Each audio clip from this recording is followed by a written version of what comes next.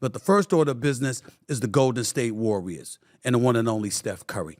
They've got problems, ladies and gentlemen. They've got big problems. We got to get started with the NBA, okay? Because the Warriors are in a fight to make the play-in, leading Houston, as in the Houston Rockets, by just one game for the final spot.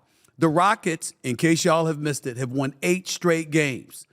By the way, this is bad news for Klay Thompson, because when you look at the Rockets and they're threatening to get into the play-in at the expense of the Golden State Warriors, Klay Thompson is now coming off the bench and in the final year of his contract. So it's a contract year approaching, all right? As of last night, some observers questioned head coach Steve Kerr, who decided to only play Steph Curry 30 minutes in a 114-110 loss to the Minnesota Timberwolves. Before I get into any of that, here's what Steph Curry had to say about all of that. I want to play as many minutes as I'm fresh and able to. They were just going on a run. The league was kind of withering away. So, we played the whole fourth quarter and against Indiana. It didn't work out. This didn't work out. So we got to find somewhere in the middle. I got something to say. I truly, truly do. But it wouldn't be fair if I spoke before we heard from Steve Kerr himself, who defended Stephen Curry's low minute total, saying, quote, "We're trying to keep him around 30 minutes, trying to get him as much rest as we can. As long as we're hanging in there, then we wanted to limit the minutes a little bit. If you want to say that him playing 30 minutes instead of 32 was the difference in the win or the loss, I totally disagree with that," end quote. I can't disagree with Steve Kerr. First of all, let's understand something. 2 minutes does not make that big of a difference. Secondly, Steve Kerr is a 4-time champion as the head coach.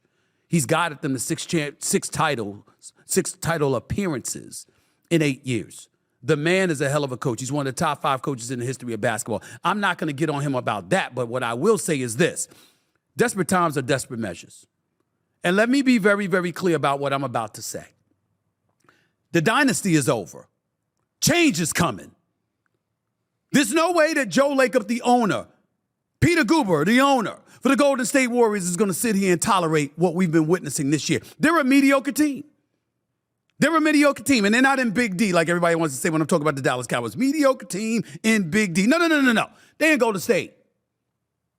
And the reality of the situation is they've been suspect all year long. Steph Curry hasn't. He is still a superstar in this game. And I don't blame Steve Kerr for wanting to protect him and not run him into the ground. I don't blame Steve Kerr for demanding that somebody else step up and show a pulse and show that they can produce. We watched this team coming on this year a little bit early in the season. We saw Andrew Wiggins. We said, when's he going to get going?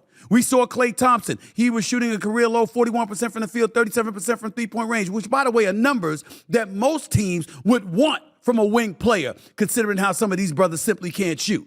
But this is Klay Thompson we're talking about here, one of the top 5 greatest shooters in the history of game. He's been struggling all year long in terms of consistency. One game he explodes, another game he disappears. That's problematic. Draymond Green, forget the suspension and his time away. We know that was bad. But we also know that when he's on the court, he elevates them defensively, but he can be a liability offensively. And what we have witnessed now, as far as I'm concerned, is the ascension that nobody's been talking about. Because I got news for you. This is a shocker. It might be a shocker to y'all.